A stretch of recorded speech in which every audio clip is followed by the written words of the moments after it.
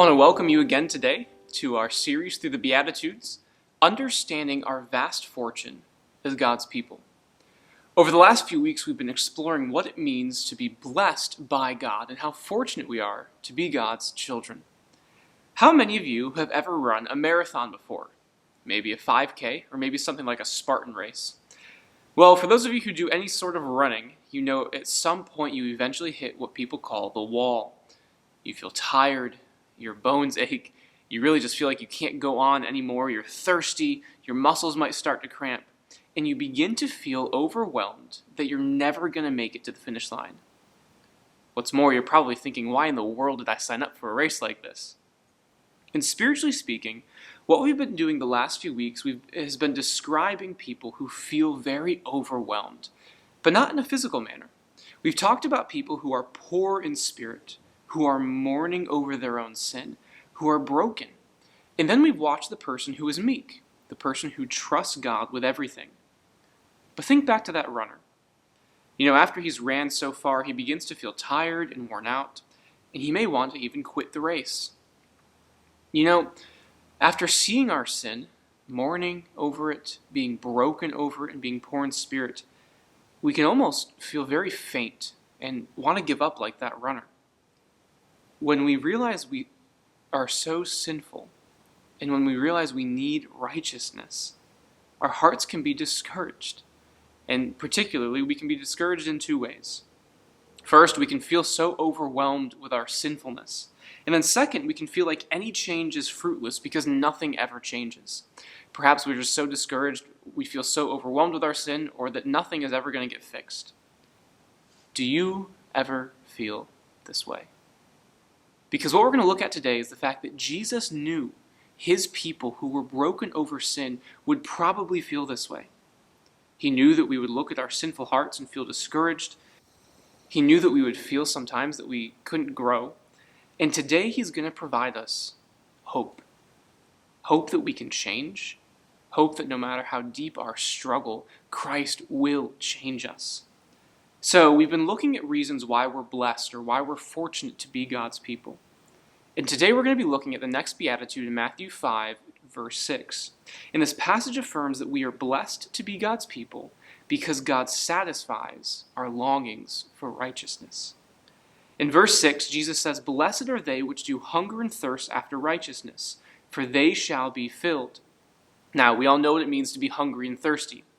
We all know what it's like to be sitting in church and a pastor's going long, and all we can think about is Applebee's, because that's where we're headed right after the service. Hunger implies a lack of something and a strong desire to get fulfilled. It's an intense longing after righteousness, one author says. Now, righteousness is not necessarily referring to justification in this sense.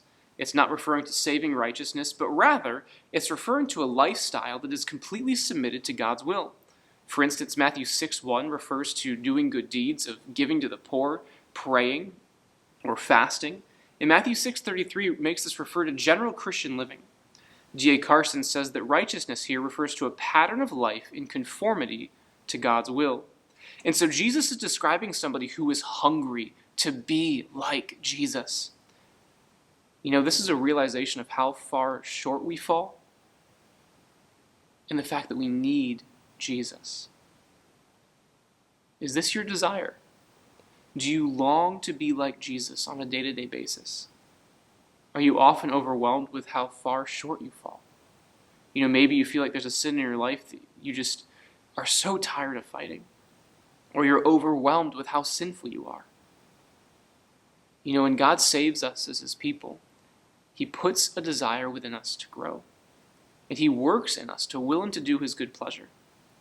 And what does God do with this desire? He promises to fulfill it. God intends to fulfill this desire that we have to grow. He says, for those who hunger and thirst for righteousness, they'll be filled. They'll be satisfied. And one of the greatest feelings in the world is after you're so hungry, or maybe you've worked out or run, and you get to eat and you refresh and you restore yourself.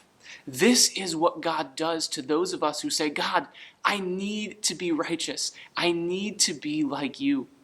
He says, we that long to be like Christ, he fulfills that desire.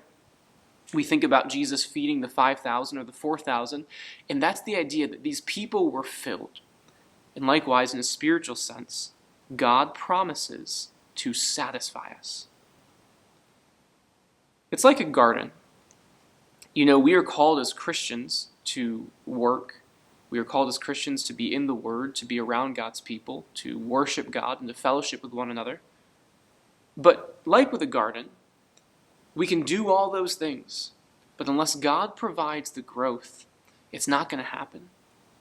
And likewise, we have the promise from God that we will grow as we follow these means of grace, of reading Scripture, of being in the Word and in prayer and being with God's people. God promises to grow us. So the good news is that for those of us who really desire to grow, God promises that He will do it. So continue to strive to grow. Continue to run that race. And we're a very fortunate people because we have a God who promises victory over sin and conformity to Christ-likeness. Continue the battle with sin that you're facing. Continue to spend time in the Word. Continue to get to know your God. And don't be discouraged.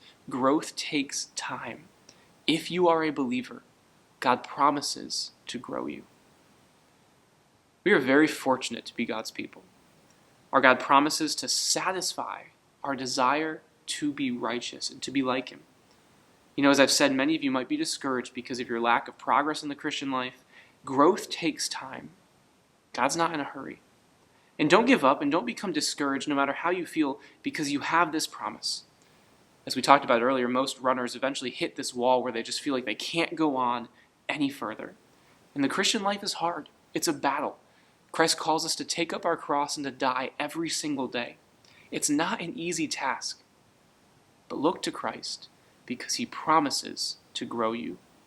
We are very fortunate to be God's people because He promises to grow us, those of us who have a desire for righteousness. I do hope that this was an encouragement for you this week.